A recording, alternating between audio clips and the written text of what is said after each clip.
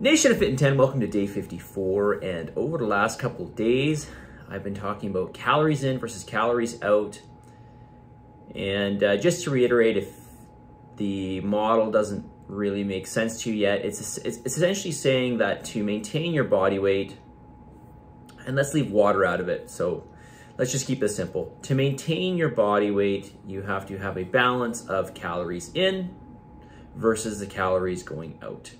And of course, yesterday I mentioned again about the 4 things that contribute to calories out: thermic effect of food, exercise, non-exercise activity, and of course, your basal metabolic rate.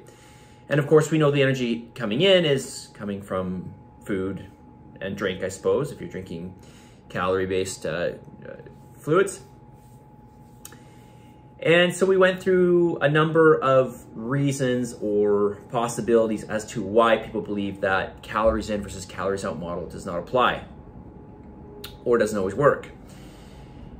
And we're going to go through some more reasons as to why people might believe that and why this is not true. So here's something else that's kind of interesting to note. And I know yesterday, by the way, I did talk about muscle mass and different muscle fiber types, fast twitch versus slow twitch. So just a note on that, the advantage of training with heavy weights is that we can make some of our oxidative muscle cells, muscle fibers, these muscle fibers that are more apt for endurance, we can make them more fast twitch.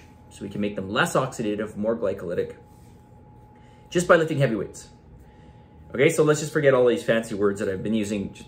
Let's just understand this. If we lift heavy weights, we can make our muscle fibers more energy inefficient. That is, they require more energy to sustain them.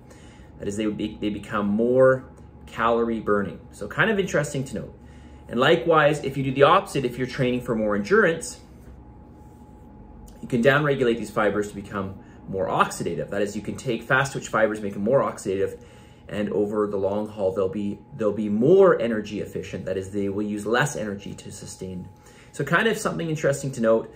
Another reason why you want to train heavy, if I haven't mentioned that before, another reason why you want to train heavy to make your body more energy inefficient, right? Make your body expend more energy.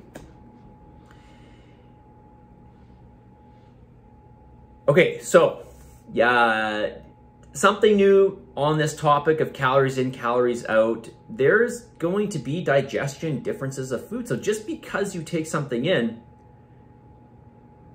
and I realize that this might be overcomplicating things, but I'm just going to raise it just so we open our minds to everything.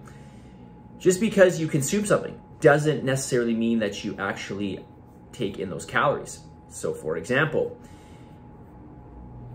you may know that plant food in general is just not quite as bioavailable as animal foods, and this doesn't just mean through digestion. This can mean through this can be less bioavailable even after digestion. But let's just keep it simple here.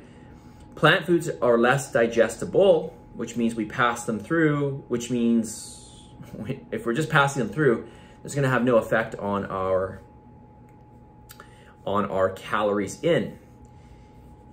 Now, this goes beyond just fiber, because certainly, well, maybe you don't know, but excuse me, insoluble fiber will just pass right through you. So you might say, yeah, well, that's just insoluble fiber. And yes, insoluble fiber is one of those things, but we also know that other plant foods will just go through us outside of being insoluble fiber. So just something interesting to note, right? So just because you take it in doesn't necessarily mean that you're getting all of it. In fact, we don't actually digest all of the food, right? Some of it always passes through. Something else to note here, and this is for calories out. So the food digestion difference that I just talked about there, that was calories in, of course. Now, again, coming back to the calories out, your non-exercise activity. This is something very interesting to note. When people tend to diet, especially really hard diet, so they would take let's say a dramatic decrease in calories, their non-exercise activity tends to drop. And we know this just through looking at data of people doing extreme dieting. Their non-exercise activity drops. That is, they become less, that is, they utilize less energy throughout the day just doing their tasks. So when somebody is, so for example, I'm not really dieting right now. My calories are pretty high. They're like, right now they're around 3,200 calories per day. And I got lots of energy, so when I'm talking, I'm doing this. But if I was dieting, I was in a huge calorie deficit, and you know, obviously for an extended period of time, so it's had an effect on me. I might just sit here and maybe talk to you with less expression, and I will not be as energetic, and I will expend much less calories this way. Well, maybe not much less calories per time, but over time, it makes a big difference, right? But I feel good, so I can keep being more animated when I speak and move around a lot because I've got lots of energy. So, you know, I mentioned this because you may think that lower calories is always better, and this is one reason why I don't give you dramatically lower calories, because certainly if I did, you'll lose more weight. But you're almost spinning your wheels if your calories in are lower, great, but then the calories out just goes lower because our NEAT drops.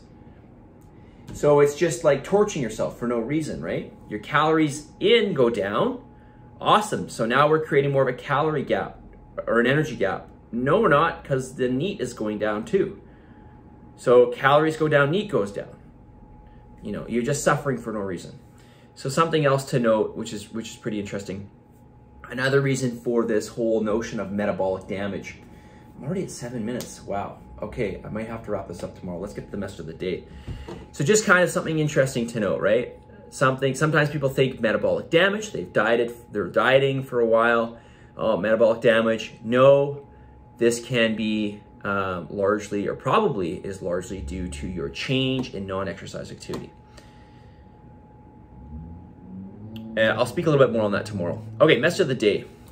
Man, this is going to be 4 videos for this thing. In order to see change, you have to will the change. In order to see change, you have to will it. And I think sometimes people don't really understand that. They think if they just dabble in it a little bit, or if they do a little bit of that, or if they do it sometimes. But no, in order to really see the change, you have to will it. And willing means daily. Willing means consistency. Willing means persistency. You have to be fully immersed in what you're doing. You've got to really stick to everything. Okay, you've got to make a vow to what you're doing and stick to it every day, consistently, persistently.